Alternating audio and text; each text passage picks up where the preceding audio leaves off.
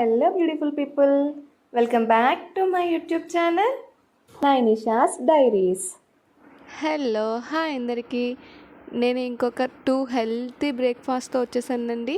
అది పిల్లలకి 6 మంత్స్ తర్వాత నుంచి పెట్టొచ్చండి. చాలా అంటే చాలా హెల్తీ అండ్ ఈజీగా ప్రిపేర్ చేసేయచ్చు. వీడియోని లాస్ట్ వరకు చూడండి. మన ఫస్ట్ రెసిపీ వచ్చేసి పోహా సూజీ బనానా. దానికోసం ఒక బౌల్లోకి కొంచెం పోహా తీసుకోండి. అటుకులు అంటారు కదా, అవి తీసుకొని కొంచెం వాటర్ వేసుకొని ఒక 2-3 టైమ్స్ మంచిగా వాష్ చేసేసుకోండి. పైన అలా వాష్ చేసుకుంటే సరిపోద్దండి, మరి గట్టిగా అంటే అవి నలిగిపోతాయి.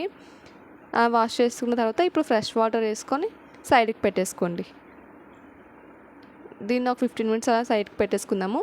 తర్వాత ఒక ప్యాన్ తీసుకొని ప్యాన్లోకి కొంచెం చూజీ రవ్వ అంటే బొంబాయి రవ్వ అంటారు కదా, ఆ రవ్వ వేసుకుందాము.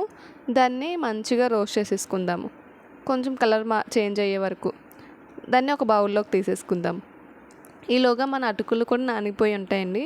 దాన్ని హ్యాండ్తో అలా అలా నలుపుతూ ఉంటే అవి స్మాష్ అయిపోతాయండి. లేదు మీ బేబీస్ చిన్నవాళ్ళు అని అనుకుంటే మిక్సీ చేసేయండి. మా పాపకి 11 మంత్స్ కాబట్టి నేను ఇలానే ఉంచేసాను. తర్వాత ఒక ప్యాన్ తీసుకొని అందులోకి కొంచెం వాటర్ వేసుకోండి. వాటర్ హీట్ అయిన తర్వాత ఇందాక రోస్ట్ చేసుకున్నాం కదా, ఆ చూజీ రవ్వ కూడా వేసేసుకోండి. నెక్స్ట్ ఇందాక స్మాష్ చేసుకున్నాం కదా అటుకులు మిక్సర్, అది కూడా వేసేసుకోండి. అది కూడా వేసుకున్న తర్వాత అలా కలుపుతూ ఉంటే అది దగ్గరగా చిక్కగా అయిపోతుందండి. అది చిక్కగా అయ్యేలోపు సైడ్కి మన ఒక బనానా తీసుకుందాము. ఒక హాఫ్ బనానా సరిపోతుంది. హాఫ్ బనానాని చిన్న చిన్న పీసెస్గా చేసేసుకొని స్పూన్తో అలా అలా అంటే స్మాష్ అయిపోతుందండి. మన బనానా స్మాష్ అయిపోయింది.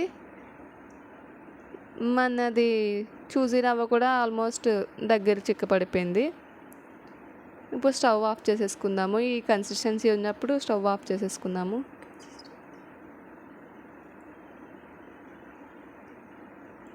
మన బనానా స్మాష్ ఉంది కదా, ఆ ప్యూరీలోకి ఇప్పుడు ప్రిపేర్ చేసుకున్నది వేసేసుకుందాము.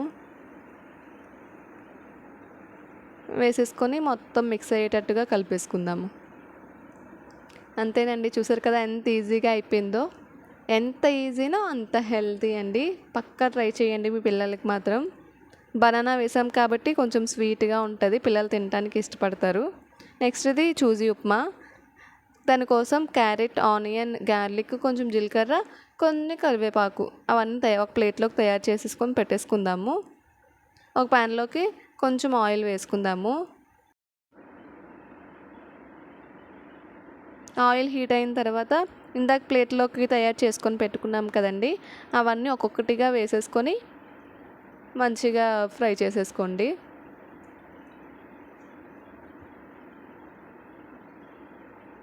అవి ఫ్రై అయిన తర్వాత కొంచెం వాటర్ వేసేసుకోండి. వాటర్ కొంచెం ఎక్కువగానే వేసుకోండి, సో బాగా ఉడుకుతుంది.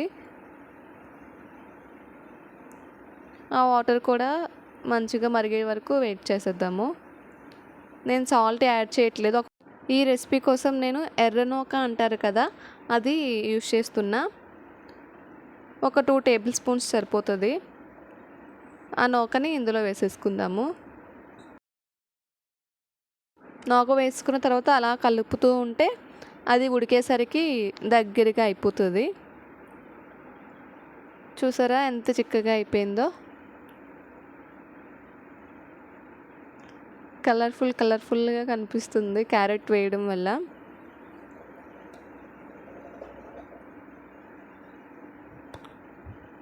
అంతేనండి, ఈ రెసిపీ కూడా అయిపోయినట్టే.